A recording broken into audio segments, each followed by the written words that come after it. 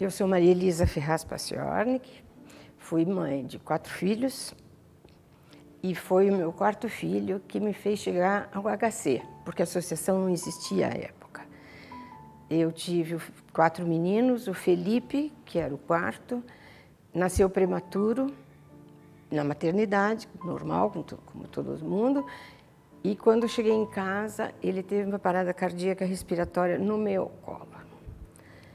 E aí nós saímos, meu marido chegou e eu gritei, ele ia sair, eu gritei, venha que o nenê está morrendo. Ele subiu voando, fomos até a Cruz Vermelha, que era o mais próximo da nossa casa na época, e de lá veio o Dr. Carlos Souza, que era o chefe da pediatria dos prematuros do HC. Era o único berçário de prematuros, UTI, do Paraná. Então viemos direto para o HC. E lá eles salvaram o Felipe, eu digo, na raça, porque eram muito bons médicos, porque eles não tinham nada. Nem aquele aparelho que fica na incubadora para medir os batimentos cardíacos e outros dados, não existia, nada. E ficava um médico de plantão na ponta da incubadora dele, monitorando, com o olho, assim. Então foi na raça mesmo, sabe? Foi muito comovente isso. E ao mesmo tempo foi assustador a gente ver que tanta gente competente e não tinham um recurso adequado para trabalhar melhor. Bom, o Felipe foi salvo, foi uma maravilha. E daquele dia, quando eu saí já da UTI com ele, eu já pedi uma lista do que eles precisavam. E aí, por algum tempo, os aniversários do Felipe eram presentes para o berçário. Chamava-se Berçário 3, à época. E assim foi. Nasceu 27 de dezembro de 83. Então, eu passei 84, 85, 86. Em 86, foi em setembro, começou uma movimentação da sociedade para criar a associação. E como eles sabiam que eu ajudava no berçário, eu fui chamada. Então, fiz parte da associação desde o começo, mas já estava trabalhando aqui há algum tempo, 3 anos já. E fiz parte da associação, assim, como voluntária. Mais tarde, o Fernando Miranda, que era o presidente, me pediu se eu podia assumir a presidência. E eu fui, concordei. O Fernando foi uma pessoa muito importante para a associação, porque ele colocou o nome da associação, a necessidade do trabalho na mídia, ele divulgou muito, ele fez eventos. E nesses eventos sempre era falado e contado como era e tal. Então, ele teve uma importância muito grande, porque ele começou a mobilizar a sociedade para isso. Ele esteve 10 anos à frente aqui da associação. E aí ele me pediu se eu poderia assumir, eu assumi. Já mudei o estatuto, porque eu acho que 2 gestões está para lá de bom. E é importante renovar, né? Bom, então vim para cá, como a Dinorá já citou, era um trabalho bastante pontual, muito de eventos e onde se angariava algum recurso, o que era muito bom. Os eventos são importantes até hoje, porque o evento gera mídia. E na mídia, a comunidade, tem essa associação e tal. Então, era assim que funcionava, com muito pouco recurso. Um tempo depois, que eu já estava aqui, acho que há 1 ano, ou um pouquinho mais, fui procurada pelo pessoal da Mega Mania, que é aquela loteria que eles sorteiam e tudo, que queriam, eles foram obrigados por lei, eles ajudavam diversas entidades, nós inclusive, daí começaram a ajudar. E eu fiquei muito orgulhosa porque eles nos escolheram. Eu sempre digo que qualquer organização não governamental tem que ter credibilidade, porque são inúmeras, com ótimos objetivos. Mesmo de hospitais, há tantas, né? E tantos hospitais bons. Então, se você não tiver muita credibilidade junto à sociedade, ninguém vai ajudar. Esse é o grande desafio de uma organização dessa. Você não pode vacilar, você não pode errar, porque a hora que ficar dúbia a situação, o que será que houve com aquele dinheiro, que ninguém sabe, acabou. Acabou. Pode fechar a porta e ir embora, porque ninguém vai ajudar na dúvida. Porque na dúvida você ajuda um que você tem certeza que está organizando bem o dinheiro e tudo. Então, esse foi sempre um lema para nós. Então, a transparência, e a Dinorá me ajudou muito nesse aspecto, porque ela é muito boa de gestão, tinha que ser tudo muito transparente, para as pessoas saberem o que foi feito com aquele dinheiro e como é que era e como é que não era. Com a megamania, com o advento, a chegada da megamania, nós pudemos ajudar, mas imensamente mais. Imensamente mais. Porque o recurso deles era grande. Então, houve um upgrade incrível nosso junto ao hospital, por conta deles, a quem eu serei eternamente grata, porque foram eles que nos ajudaram mesmo, né? Claro que todos os demais também, mas é que em valores muito menores, o que podiam, né? E eles entraram com um valor expressivo e nos escolheram, o que foi muito honroso para todos nós aqui, né? E o HC não deixa de ser uma grife, porque quando tudo está complicado e ninguém sabe o que vai fazer, é no HC que vão ter a resposta. Sem falsa modéstia, a Dinorá citou rapidamente a questão da informatização. Nós pedimos para uma empresa pesada de informática aqui do Paraná fazer um diagnóstico do HC, porque o dinheiro gasto era absurdo. Você ia no clínico geral, ele te pedia uma série de exames, inclusive de imagem, que são caros, né? Tá bom. Aí ele te recomendava para um determinado especialista. Você chegava lá, os exames não chegavam. Você tinha que fazer tudo outra vez. Então, veja o custo que isso gerava para o hospital, para a saúde pública. Então, a gente fez um diagnóstico muito bom, muito profundo de como nós podíamos trabalhar nesse aspecto, porque na Prefeitura de Curitiba já existia informatizado, então se você se muda lá da Boa Vista e vai para o Portão, o teu prontuário vai todo para lá, ninguém precisa fazer novos exames para saber o que você tem. Então isso é gestão. E aí foi uma coisa curiosa e triste, porque nós montamos o projeto, custava 8,5 milhões. A gente chegou em Brasília, conversamos com o ministro de Planejamento, conversamos com o ministro da Educação, porque o HC é da Universidade Federal, conversamos com o ministro da Saúde, eles ficaram empolgados. E estava tudo pronto para sair.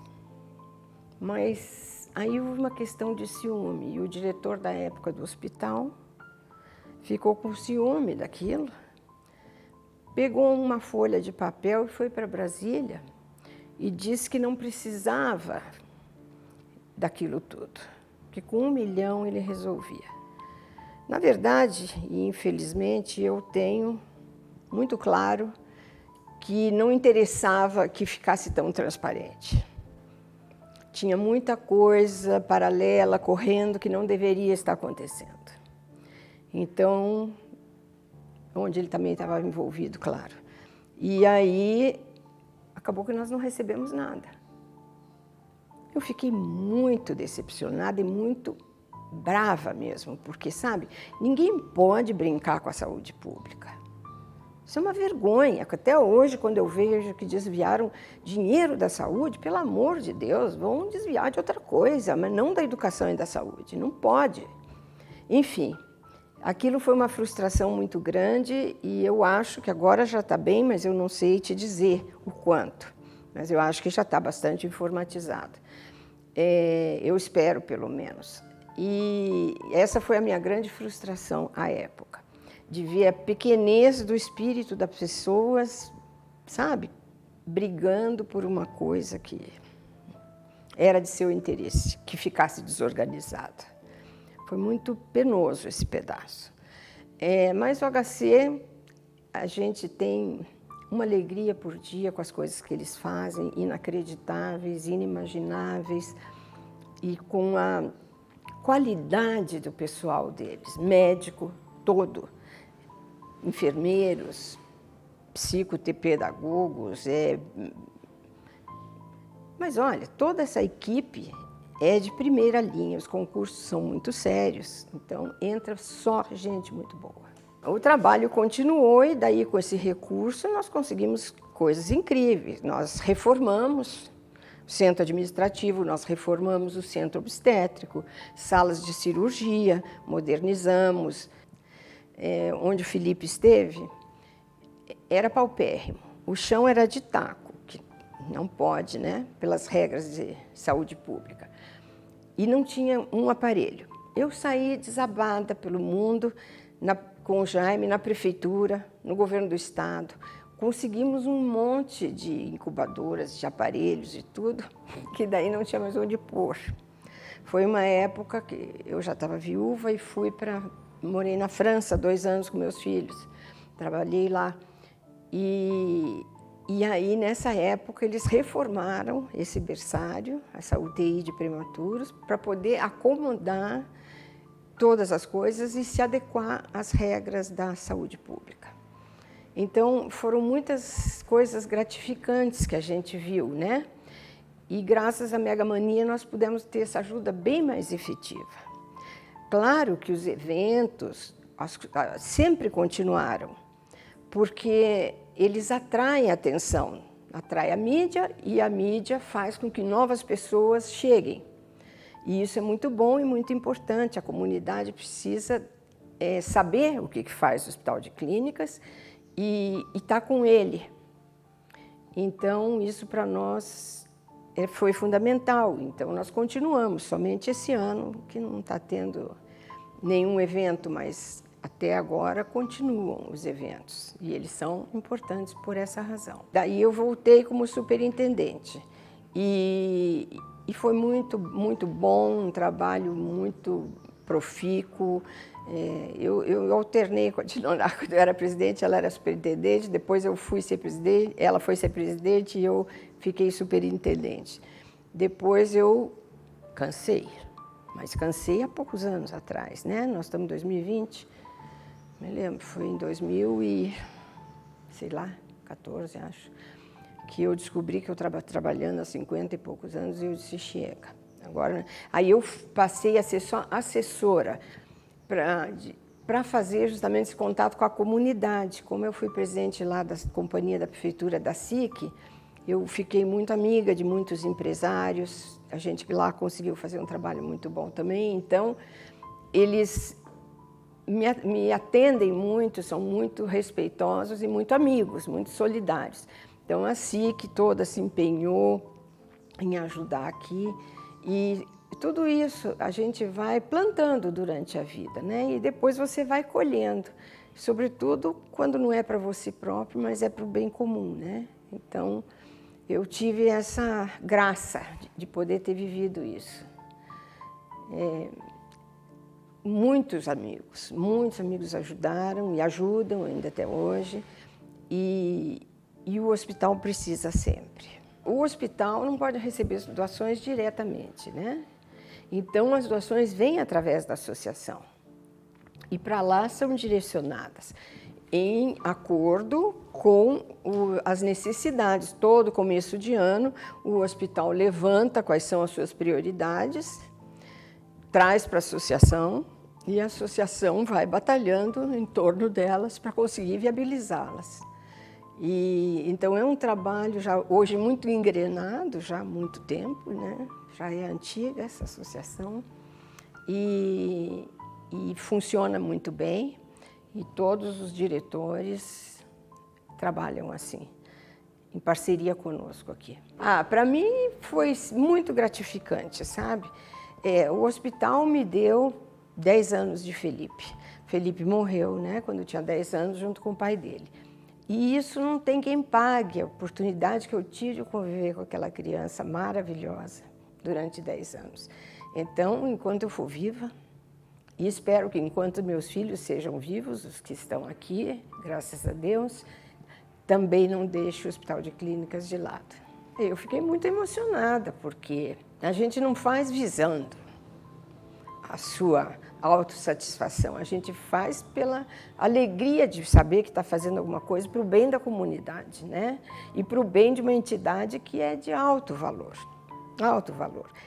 Então, quando eles me disseram que iam fazer uma homenagem, eu fiquei emocionadíssima.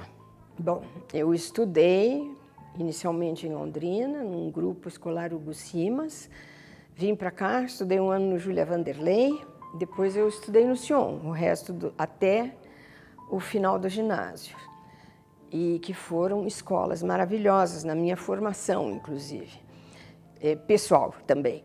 Depois eu fui para o Estadual do Paraná, que era um colégio fora de série, tão fora de série que eu não fiz cursinho.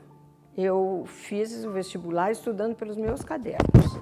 Tudo bem, eu sempre fui bem estudiosa, mas hoje já não dá mais para fazer assim. E passei na Federal em Direito em segundo lugar. Então foi assim, você vê que eu tive uma formação sólida. Eu lembro quando eu fazia a prova de História, eu era aluna do professor Rui Wachowski, que infelizmente morreu muito cedo. Eu lembrava dele dando aquela aula, daquela questão que eles estavam perguntando na prova. E assim foi. Os professores eram fora de série, Dona Eunice Pombo era professora de francês. Meu Deus, só tinha gente boa. E aí eu fui para a faculdade e quando saí eu tive vários convites. E conversando com meu pai, ele achou que a prefeitura era o melhor lugar e eu acho que foi uma ótima indicação. Era a primeira gestão do Jaime Lerner, era uma equipe muito nova, ele inclusive, né? E eu pude participar da implantação do plano diretor. Eu acho que eu tive uma sorte profissional na minha vida incrível. Aliás, eu sempre acho que eu tenho sorte, sabia? E eu trabalhei só com gente muito inteligente. Jaime Lerner, a Fanchete Richibiter, o Rafael Deli, que era um grande urbanista, o doutor Nireu Teixeira, que era o chefe de gabinete, que era uma pessoa de uma cultura incrível, e ele ficou estarrecido porque nós fomos educados, meu pai era professor de português e lia muito, e ele tinha o seguinte hábito, ele punha na mesa de cabeceira minha e da minha irmã uma pilha de livros, que era para a gente ler. E a gente lia. Eu sempre sonegava os Sertões de Euclides da Cunha, porque era muito grosso, e eu comecei a achar aquilo muito chato. A minha irmã, ano passado, leu, em homenagem ao papai, segundo ela, que ele já faleceu há bastante tempo. Mas ela disse que é chato mesmo. Então, essa homenagem eu não vou prestar para o meu pai, sabe? Essa eu fico devendo. Mas nunca nós lemos livros mais um pouco picantes, essas coisas, porque meu pai achava que não podia, né? Ele era mineiro mesmo, assim, né? Então, Jorge Amado, nem pensar. Quando o doutor Nireu Teixeira descobriu que eu nunca tinha lido Jorge Amado, ele pôs a mão na cabeça no dia seguinte e me trouxe Capitães de Areia. E aí eu comecei a ler o Jorge Amado também. Imagina, eu já era advogada, né? Foi tudo assim. Então, você trabalhar com gente inteligente é a coisa melhor que tem no mundo. O Seneviva também, que é um arquiteto urbanista e que fez toda a parte de transporte aqui, né? Então, olha, era uma alegria por dia e era uma aventura por dia, desde o fechamento da Rua 15, há pouco tempo atrás, fez 30 ou 40 anos de fechamento da Rua 15, e o repórter da Gazeta falou para mim, eu estava procurando alguém que tivesse participado, me deram o seu nome. Eu disse, já estou no patrimônio histórico, faz tempo, viu? E eu dei lá um depoimento para ele sobre o fechamento. Foi incrível, porque, primeiro, a prefeitura consultou, o prefeito e os assessores consultaram os comerciantes. Eles deram chiliques, Que imagine, que absurdo, que nenhuma senhora ia passar na rua se estivesse cheio de marmanjo no bar, na calçada. E não podia. Mas jovem sempre ousa, né? Então pegaram um feriado maior, acho que era Páscoa, que a quinta ainda era feriado, e fecharam 2 quadras do A15. Menino, Curitiba quase veio abaixo. A maioria muito a favor e uma minoria muito contra, violenta também. E aí nós fugíamos da prefeitura, eu fugi com a Fanchete um dia para ir ver, né, como é que era o movimento. Aí o dono de uma loja disse assim, eu não vou falar para a senhora, porque iluminaram os prédios, né? E o que estão iluminando aqui na frente, porque tem a mocinha aqui, era eu. Acho que era um prostíbulo, talvez, provavelmente. Mas foi muito engraçado tudo isso, sabe? E isso mexeu muito com o curitibano. O curitibano, e eu falo curitibano, os que moram aqui, os que nasceram aqui, mas os que vieram, como eu vim também, de Londrina, né? Não havia um grande interesse pela cidade até então. As pessoas dizem, aqui é frio, não tem o que fazer, era muito mais frio do que é hoje. Não tem o que fazer, levavam para Vila Velha, para Antonina, Morretes, essas coisas. E aí começou a mostrar Curitiba. Mas nós tivemos que fazer um ônibus, eu que coordenei esse pedaço, sabe? Então, chamava Curitiba para curitibano, saía todo domingo, para explicar para aquelas pessoas que iam no ônibus por que o sistema era trinário, por que estava assim, estava assado. A verba para fazer praças foi transformada em compra de bosques nativos, que são os que nós temos hoje, São Lourenço, Barigui, tudo. Então, foi assim que a coisa aconteceu. E ter participado disso foi um crescimento profissional maravilhoso para mim. Essa época, o meu trabalho me tomava muito.